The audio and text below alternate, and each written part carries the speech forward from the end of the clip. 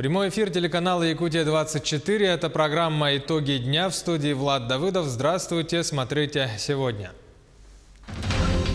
Прямая линия. Владимир Путин ответил на вопросы россиян. Берегите собственность. В Якутске участились случаи краж в квартирах и в частных домах. Горячая пора для абитуриентов. Начинает работу приемная комиссия Алданского медколледжа. Акция «Чистый город», форум молодежи и новая техника для военного клуба. Обзор событий и новостей Ленского района в конце выпуска.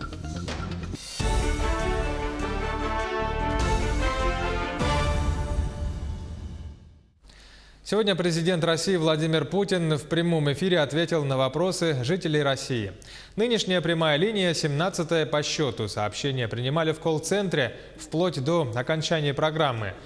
Президенту в итоге поступило более 1,5 миллиона обращений и большое количество вопросов президенту о здравоохранении и уровне доходов. Путин назвал 3 главные проблемы здравоохранения России. Это доступность первичного звена, нехватка специалистов и лекарственное обеспечение. Как отметил Путин, в России планируется строительство 390 фельдшерских пунктов и капитальный ремонт 1200 пунктов. Помимо этого, очень много вопросов поступило насчет жизненно важных лекарств, о том, что люди не могут получить жизненно необходимые препараты вовремя. 2 источников мы обеспечиваем лекарствами граждан страны. Это федеральный источник и региональный. Федеральные деньги в этом году, в феврале, полностью перечислены в регионы Российской Федерации. Тем не менее, мы наблюдаем сбои по некоторым лекарствам. Кстати, по разным лекарствам разные ситуации. По онкологии одно, по диабету другое, по гипертонии там третье. Вот. Но полностью перечислены. Что мы видим? Мы видим, что во многих субъектах Российской Федерации не вовремя организуется соответствующая процедура по покупке. Аукционы не вовремя проводятся. Нет достаточно хорошо налаженной системы информации даже в рамках одного региона. Российские семьи с доходом порядка 45 тысяч рублей с 1 января 2020 года будут получать выплаты на ребенка в среднем от 10-11 тысяч рублей. Об этом также заявил президент Владимир Путин на прямой линии. Будем с 1 января 2020 года распространим эту меру поддержки не только на семьи, где 1,5 прожиточных минимума на человека, а на те семьи, где 2 прожиточных минимума на человека. То есть, по сути дела, условно говоря, 2 прожиточных минимума это 11 280 и плюс 11 280, это 22, там 24, 23. Сложите вместе около 45 тысяч. Если около 45 тысяч семья получает, то она тогда получит право на выплату в объеме на 1 прожиточного минимума ребенка по региону. Но это тоже вот в среднем это 10-11 тысяч. Также Владимир Путин прокомментировал строительство Ленского моста. В ходе прямой линии президент выбрал этот вопрос из обращений, транслировавшихся на экране. Вопрос я видел здесь через реку Лену из Якутии вопрос, когда будет мост. Это вопрос, который должно решить правительство Российской Федерации вместе с Якутией. Это дорогой проект. Проблема всегда в том заключалась, что он не имеет дальше продолжения. Этот мост и эта дорога в будущее. Потому что это как бы всегда мне транспортники говорят, это тупиковая точка. И вот из-за этого окупаемость, она не просматривается совершенно. Но тем не менее, для того, чтобы город развивался, конечно, рано или поздно этот вопрос нужно будет решить и как можно раньше. Принят закон о погашении части задолженности по ипотечным кредитам семей, где родился 3-й ребенок или последующие. Ранее президент страны поставил задачу, чтобы семьи получили дополнительно 450 тысяч рублей на эти цели. Эти деньги направляются на погашение задолженности по основному долгу, а в случае, если она меньше указанной суммы, оставшаяся часть может быть направлена на погашение процентов. Причем средства могут быть также выделены, если заемщик заключил кредитный договор на приобретение жилья до 1 июля 2023 года. В текущем году выплаты на погашение ипотечного кредита смогут получить более 10 тысяч семей. Изменения планируют внести в критерий выплаты детских пособий с 1,5-кратной на 2-кратную величину прожиточного минимума трудоспособного населения с 1 января 2020 года изменится критерий. Соответствующий законопроект рассмотрит Комитет Госдумы по вопросам семьи, женщин и детей накануне рассмотрения Палатой в первом чтении. Отмечается, что принятие законопроекта позволит увеличить в 2020 году число получателей выплат на 359 тысяч в связи с рождением первого ребенка и на 410 тысяч в связи с рождением второго ребенка. В Госдуме предложили ввести единый платежный документ за коммунальные услуги. Изменения предлагается внести в жилищный кодекс. Согласно законопроекту, плата за жилье и коммунальные услуги будет вноситься на основании единых платежных документов, в том числе в электронной форме, представленных не позднее определенного числа следующего месяца. Авторы этого документа полагают, что применение единой платежки уменьшит нагрузку на тарифы, повысит собираемость платежей за коммунальные услуги, снизит риски мошенничества и злоупотреблений за счет повышения прозрачности всех расчетов, а также предоставит удобный, простой и понятный платежный документ в установленные законом сроки. К другим новостям: в селе Намцы Намского района собрались тысячи якутян и гостей из других регионов России и зарубежья, чтобы стать частью одного из самых ожидаемых и грандиозных событий лета – Исэха Аланхо. В церемонии открытия приняли участие не только профессиональные актеры, но и простые жители Намского района. Якутян с праздником поздравил глава республики Айсен Николаев. Сегодня мир меняется, меняется Россия, меняется наша республика. Перед нами грандиозные задачи и национальные проекты, поставленные нашим президентом Владимиром Владимировичем Путиным, и реализация нашей стратегии развития нашей прекрасной, любимой республики. И, конечно, главная задача – это повышение качества жизни каждого якутянина. Чтобы вне зависимости от того, живет ли человек на далеком арктическом селе Тумат, почти на побережье Северного Ледовитого океана, или в нашей южной столице в Нерюнгре, живет ли он в Мирном или в Чурапче, живет ли он в Нюрбе или здесь, в Намцах, люди должны жить достойно, люди должны жить счастливо, и качество их жизни должно повышаться.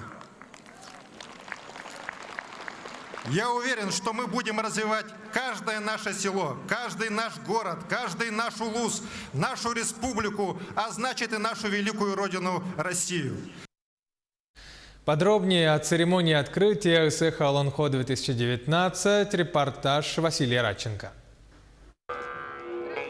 Самое масштабное событие лета в Якутии – республиканский Исэх Аланхо 2019. Подготовка к 13-му по счету празднику лета вели в течение 2 лет. И вот результат у вас перед глазами. Каждый находит в этом празднике что-то свое, но общее всегда одно – чтить традиции и отдать дань памяти предкам. В первую очередь это, конечно, наша традиция нашего народа, которая вот уже на протяжении многих веков у нас не забывается. Ой, мне это самый большой, потому что мы 3 поколения предков, своих предков, национальные игры, это Аланхо, Сохай, мы передаем нашим детям. Я очень люблю ходить, я каждый год хожу на Исэхи, и вот когда я прихожу, я действительно чувствую, что наполняюсь энергией, и лето у меня проходит очень хорошо. В открытии участие приняло более 1500 человек. Причем это как профессиональные актеры, так и обычные люди, жители Намского района. Главный режиссер процессии поделился с нами, что в этом году были и нетипичные вещи. Постановка в первую очередь основывалась на истории района, в котором и проводился Исэх. Пристальное внимание и особое такое внимание уделили Утыкдова, символу власти, государственности. И, конечно, из истории Намского улуса были, вот, например, вот Угала, Атыр, это тоже впервые было священный конь, который вот приносит человечеству изобилие, благодать. Да, вот. А далее праздник продолжили различные площадки, выставки, конкурсы и, конечно же, традиционные спортивные игры. В них не обошлось без сюрпризов, но об этом в следующих сюжетах на Якутия-24. Василий Радченко, Дюлстан Иннокентьев, Намский район. Сейчас короткая пауза, 1 минута. Оставайтесь с нами и вернемся через короткую паузу. Берегите собственность. В Якутске участились случаи краж в квартирах и в частных домах. Горячая пора для абитуриентов. Начинает работу приемная комиссия Алданского медицинского колледжа. Акция «Чистый город», форум молодежи, новая техника для военного клуба. Все это в обзоре событий и новостей Ленского района в конце выпуска. Якутия-24 в прямом эфире. Продолжаем выпуск программы «Итоги дня». Басманный районный суд арестовал расчетные счета предприятий холдинга «Восток-Цемент», в которые входит «Якутцемент». Часть предприятий выступает ответчиком по гражданскому иску на сумму 3 миллиарда рублей и выше. Но закрыты не только их счета, но и Якутцемента, который не является ответчиком. Гендиректор предприятия Алиш Забидаглым Мамедов говорит, что арест счетов стал для всех активов холдинга большой неожиданностью. По его словам, закрыты счета предприятий в Сбербанке, ВТБ, Газпромбанке, Алмаз-Эргенбанке. Цитата. «Несколько дней мы, конечно, продержимся, но мы выполняем заказ Алроса для Силы Сибири по программе переселения из ветхого аварийного жилья в том числе. За нами все стройки встанут. Это не магазин или рынок закрывать. От нас зависит деятельность 500 потребителей по всем регионам, где мы присутствуем», сказал глава предприятия Алиш Мамедов. Он добавил, что попросит вмешаться в ситуацию руководство республики, тем самым ускорить процесс открытия счетов. В Якутске участились случаи краж в квартирах и в частных домах. Об этом сообщает столичная полиция. Как обезопасить себя и свою собственность? Репортаж Дмитрия Тымырова. Лето, пора отпусков и выездов на природу. Но столичные полицейские просят не забывать про свое имущество. Ведь именно в это время года начинают орудовать квартирные воры. Сейчас наступил весенне-летний период. В данное время у нас, как посмотрите, на улице жаркая погода, 30 градусов. Люди на первых этажах, первый, второй этаж, открывают форточки, чтобы проверить свое жилище. Этим пользуются у нас злоумышленники, воры. Однако жертвами краж горожане зачастую становятся, даже находясь в собственном доме. По статистике, многие просто забывают запереть двери на ночь. Частыми жертвами воров являются категория людей, которые не запирают за собой двери в ночное время, либо находясь дома. И это дачники, жители домов, частных домов, которые уезжают в длительные командировки и оставляют дом без присмотра. Впрочем, бдительные горожане принимают меры заранее, чтобы защититься от нежелательных посетителей. Закрываю балкон, окна и двери, и все. Ну, у нас есть консьержка и видеокамеры круглосуточные, поэтому я спокойна. Мы делаем так, чтобы это соседи, что пересмотрели сказом и уезжаем в отпуск. Застраховать обязательно квартиру.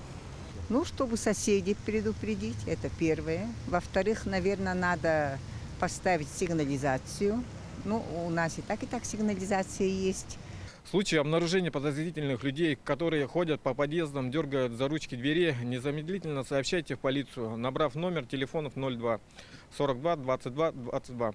В Якутске с начала этого года обокрали более 60 квартир, из них 16 случаев зарегистрировано в частном секторе. Как правило, эта статистика резко увеличивается в летнее время.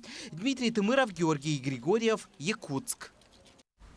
45-летнего жителя Мирного осудили на 6 лет за убийство на почве ревности.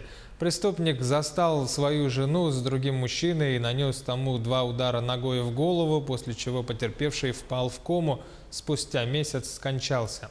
Подсудимого обвинили в умышленном причинении тяжкого вреда здоровью, повлекшей смерть по неосторожности. Мужчина приговорен к 6 годам лишения свободы в колонии строгого режима. Комната в общежитии принадлежала его супруге. И соседняя комната была потерпевшего. И потерпевший, когда супруга вот, осужденного пришла к себе в комнату, он говорит: пойдем посидим. Она и пошла. Сидели, вот досиделись. Дверь была приоткрыта у потерпевшего, то есть там он не ломился в дверь, не проникал незаконно. Дверь была приоткрыта, и он как бы сразу увидел, что там что-то не так. Начинает работу приемная комиссия Алданского медицинского колледжа. Ранее прием студентов там вели на базе 11 классов, а в новом учебном году учреждение откроет двери также выпускникам 9 классов, рассказывает Татьяна Вахнина. «Спартак» и «Мечел» – будущие фельдшеры. Экзамены сданы, дипломы защищены, а сейчас ребятам предстоит пройти тестирование на подтверждение профпригодности. В Алданском медицинском колледже идет аккредитация. Ощущение, настроение хорошее. Дипломные сдали, госэкзамен сдали. Остался вот аккредитация, самая сложная. В 2019-м выпуск колледжа будет большим. Дипломы получат 117 человек. В прошлом году из стен колледжа медработников вышло меньше почти вдвое. В 7 группах образование завершают медсестры, фельдшеры и акушерки, а также медицинские сестры с повышенным уровнем подготовки. То есть она будет медсестра не просто как работающая в больнице, а, например, дальше углубленная медсестра семейная, медсестра для косметологической, там, неонатологическая помощь и так далее. Поэтому вот они еще год обучаются. Экзаменационная сессия в разгаре, а уже завтра начинает работу приемная комиссия. Ожидается, что в новом учебном году белые халаты наденут 125 первокурсников. Большинство абитуриентов поступят в колледж на базе 11 классов. Прием будет вестись по 3 направлениям. На базе 11, как обычно, мы набираем группу лечебное дело фельдшеров, группу акушеров и 2 группы медицинских сестер. Ну, естественно, это будут, скорее всего, ребята из республики большей частью. Главное нововведение приемной комиссии 2019-го заключается в том, что колледж откроет двери выпускникам 9 классов. С этого года на базе общего среднего образования в Алданском медицинском колледже можно будет изучать сестринское дело. У нас есть прием 25 человек медицинских сестер. Это, конечно, очень отрадно, потому как на базе 9 из года в год очень много желающих, но набор вот этот впервые. И уже сейчас еще набор не начался, но у нас уже экскурсии со школы были, выпускники уже те конкретно, которые желают прийти именно обучаться сюда. Среди медицинских среднеспециальных учебных заведений Якутии Алданский медицинский колледж стал первым, где будет осуществляться прием обучающихся на базе 9 классов. Татьяна Вахнина, Сергей Шипачев, Александр Лукин, Алдан. А в СВФУ сегодня торжественно чествовали выпускников, окончивших учебу с отличием, а в городской гимназии вручили аттестаты. Примечательно, что в этой школе в одном классе оказались сразу 10 золотых медалистов. Сюжет Андрея Мухоплева. Целых 10 золотых медалей в одном классе. И это несмотря на то, что с этого года условия получения медалей изменились. Теперь учитываются и результаты ЕГЭ.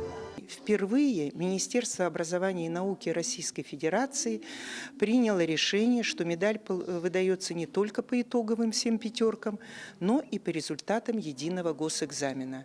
Чтобы получить золотую медаль, надо иметь все пятерки в аттестате и сдать математику и русский свыше 70 баллов.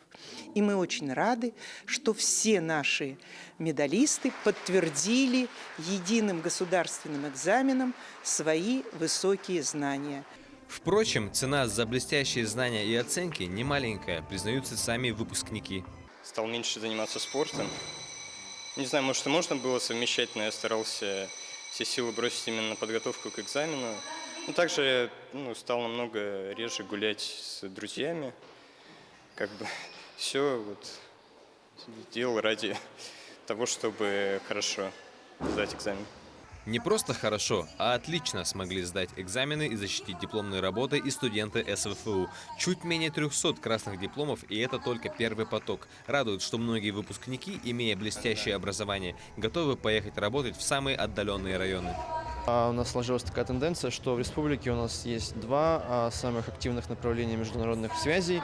Это Арктика и Азия. То есть я выбрал Арктику, потому что у нас есть хорошая программа магистерская, и я планирую на нее поступить. Совет, я считаю, что нужно правильно выбирать направление обучения, которое вам нравится, и если вы его правильно выбрали, если вы к нему расположены, то у вас все получится и будет даваться вам легко. Сравнительный анализ трудоустройства выпускников за прошлый год и текущий показал, что в целом по всем уровням профессионального образования СФУ данный показатель остается относительно стабильным. Самое большое количество ребят, которые будут трудоустраиваться, это будут, конечно, ребята, которые станут учителями. Их почти 500 человек, 491, если точно сказать, да? А около 300 человек поедет работать в больнице. Свыше 100 человек поедет учиться работать в строительный комплекс. И на самом деле, как обычно, в других направлениях тоже наши ребята будут работать. 2019 год в университете объявлен годом цифры, и поэтому, конечно, айтишников ожидают большие предприятия, проекты, гранты. И мы очень надеемся, что ребята найдут себя в этом деле. Одним предстоит окунуться в работу и проверить на практике полученные в университете знания. А у выпускников школ впереди приемная кампания и выбор будущей профессии. Андрей Мухоплев, Георгий Григорьев, Якутск. А в Нерюнгринской городской администрации прошло вручение медали отличникам школы. В этом году их 37. Чтобы получить медаль, нужно было не только учиться на отлично, но и сдать экзамены на 70 баллов и выше. Многие школьники благодаря этой награде могут получить при поступлении в вузы дополнительные баллы. Я хочу стать востоковедом. Я считаю, что восточное направление, оно очень респектабельное в это время. Поэтому я хочу наладить отношения как торговые, так и экономические, возможно, какие-то еще с Южной Кореей. Очень приятно, когда тебе вручают, и ты видишь гордость в глазах родителей. И самому приятно, и радость, что у них такой ребенок есть. Конечно, тяжело. Совмещать учебу, спорт и еще какие-либо увлечения всегда тяжело, но такова жизнь. Если хочешь добиться успеха, ты должен это преодолеть. Компания Майтона накануне подвела итоги конкурса художников под названием «Let's Play Якутия». В нем приняли участие более 200 человек. Победителей объявили в 6 номинациях в 2 и 3D дисциплинах Beginner, Advanced и Pro. Помимо первых 3 мест, также была номинация «Приз зрительских симпатий». Победители остались довольны призами. Это и планшеты, и профессиональные решения для работы, и мощные компьютеры. Одним из обладателей такого подарка стал победитель в самой сложной дисциплине 3D Pro Иван Петров. Придумал игру, как будто вот это все, древний мир еще до прихода сюда первых людей. То есть это во времена первых людей, это, то есть были индейцы. И в это время у них как будто бы произошел конфликт с мамонтами. И вся игра завязывается на том, что вот эти древние животные собрались, и они решили, чтобы свой род, свое племя спасти от вымирания, построить портал. И вот, собственно говоря, вот эти герои, они ищут там камни туда-сюда, магические чтобы магический портал построить. Что-то типа такого. На этом я с вами прощаюсь. Эфир продолжит обзор главных событий и новостей Ленского района. Слово коллеге Сергею Евсюкову. Добрый вечер, коллеги. О важных событиях Ленского района смотрите в материалах наших корреспондентов. С 3 июня в Ленске стартовала акция «Чистый город». Уже из названия понятно, в чем ее основное предназначение. Это уборка улиц, дворов, скверов, парков и других объектов муниципалитета. Очищают территорию от мусора дети. Группа в количестве 20 школьников с целлофановыми мешками и метлами в жилетах с логотипом акции выходит на заданную площадь и почищает ее от различного бытового мусора. Работают девчонки и мальчишки в среднем 2 часа и, конечно, не бесплатно. Дневной заработок участников акции составляет около 200 рублей. Подобное мероприятие проводится уже 2-й год и, как правило, длится до середины июля.